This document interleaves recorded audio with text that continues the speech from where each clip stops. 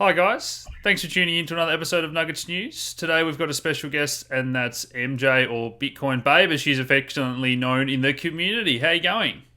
I'm good. How are you? I'm very good. So for those that don't know you, I'll just bring up your profile here on localbitcoins.com, which is where a lot of people buy their first Bitcoin if they're having trouble getting verified on exchanges or whatever. And you are Australia's number one trader there with the 20,000 sales over the years. And I remember seeing your name there back in 2014 or so when I used to hang out there a little bit, I think. So Yeah, it's a bit of a veteran now.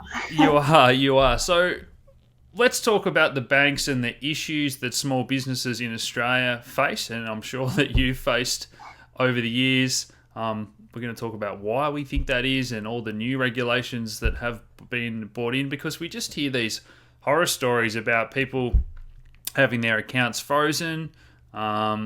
We heard a story the other day about someone read out a list in store about the dangers of cryptocurrency when they went to put in a cash deposit to buy some cryptocurrency. And we've seen those internal memos about, look, we're not dealing with any crypto related businesses and all these sort of things that happen behind closed doors. So we're not here to start a war with the banks with this episode, but we want to talk about why it's happening and what we can do to maybe not get our accounts frozen and as a Absolutely. business or individual. So your background, how did you get into crypto, and how have you been doing local bitcoins over the years?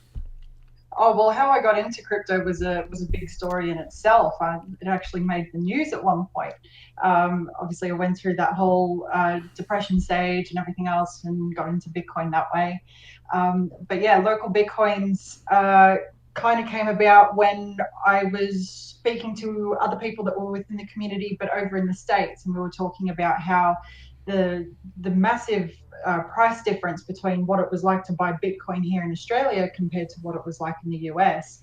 And so eventually we were going to do this whole thing where we're like, okay, well, you guys buy the Bitcoin in the US for me, send it to me, I'll send it, like sell it in Australia, and we'll do all that sort of stuff. Yeah. And eventually they all just kind of dropped off, and it was just me left, and I kept running with it, and it was working great, and it's been working well ever since. Awesome. So for those people that maybe haven't used local bitcoins, basically, guys, it's almost peer to peer, I guess. So you buy bitcoins off someone, but they still need you to put those dollars in their bank account. So how many bank accounts have you had frozen, and with every bank, I'm assuming, over the years?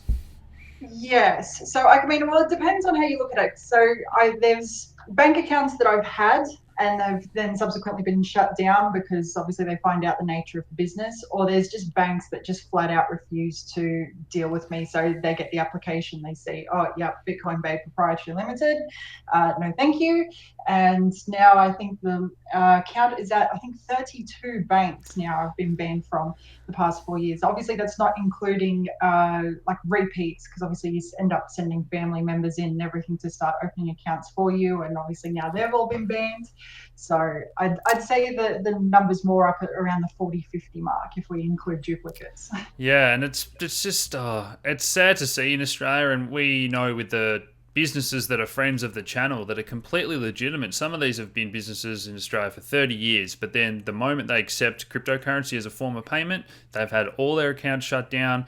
They'll ring up the bank, they'll go in person, and all they can get told is that, oh, look, we're not doing business with you. We can't really tell you the reason, and that's just ridiculous. So, what have you found that works? What licenses can people get these days to abide by all the rules and give themselves the best chance of succeeding?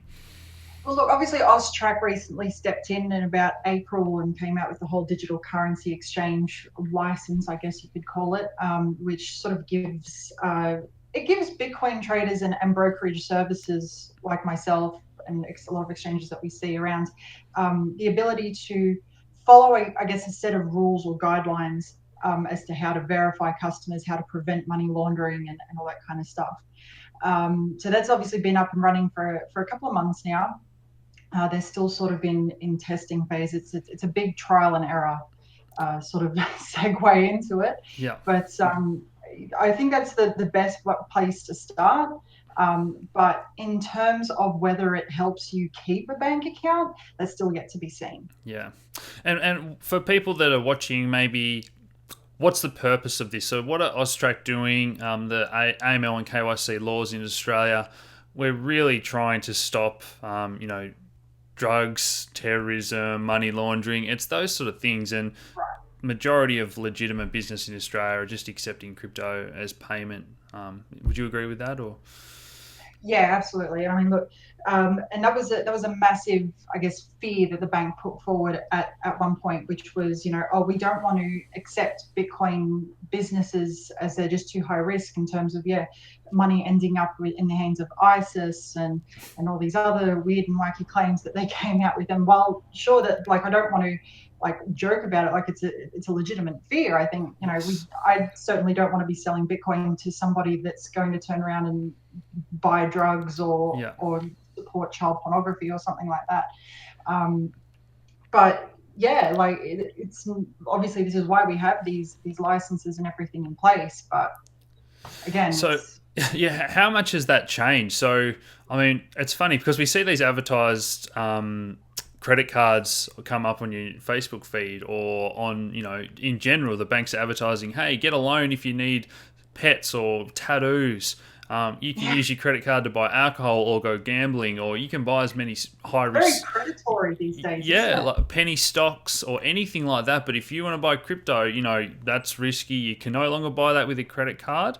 I know. All these sort of things. So back in the day, you could sell someone Bitcoin, a lot easier if that, and you didn't have to do all these AML checks. But now it's Right. kind of like checks. Because we were Yeah, so because we were so reliant. I know back when I first started, we were very reliant on the security and put a lot of faith in the security of the banks. Like, for example, two-factor authentication. Like, how on earth would somebody get somebody's hack into someone's bank account and everything using two-factor authentication and all that kind of stuff? And it was after that point that we realized, like, with all the fraud that started coming through, was that the banks aren't really in our corner here, and they'll be, I think, in regards to that fraud aspect and Bitcoin and everything else, and they sort of look at it and go, oh yes, Bitcoin's a very high target for fraudulent transfers and everything else.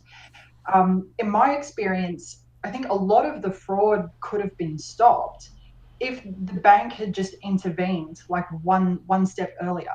yeah. And and it really doesn't take a lot of time for them to do that. Um, but they just choose not So to, and it's we yeah, have so to it's pile not the the blame on Bitcoin that's the customers. trouble. It's the same as if someone was fraudulently buying a car with a credit card and then charging back. Absolutely. It's nothing to do with cryptocurrency. Exactly right. Yeah. Like, I mean, if somebody, like you said, like if you went in and bought a car with a credit card and then you charged that back, like the bank wouldn't be blaming the car yard for that. Yeah. The bank would be coming after you for that because you were the one that did the So charge back, like fraudulently. so in your It's experience, how many chargebacks have you had with what would we see there? More than 20,000 transactions?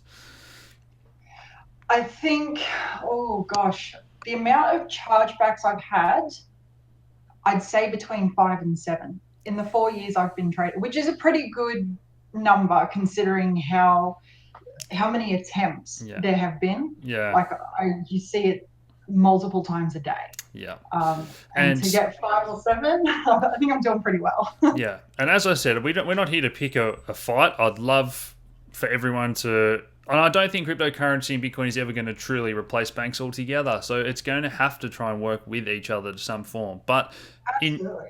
in your experience, would you say the big four banks are worse, or is it every bank's worse, or is there one that's better that you would recommend people use in general? Or I think in terms of consumers who want to just, buy a bit of Bitcoin here and there, I think ING are probably the best ones to deal with, and that's from my own personal experience as well. They haven't had any problems with my business or anything like that. I've also heard good things about ME Bank.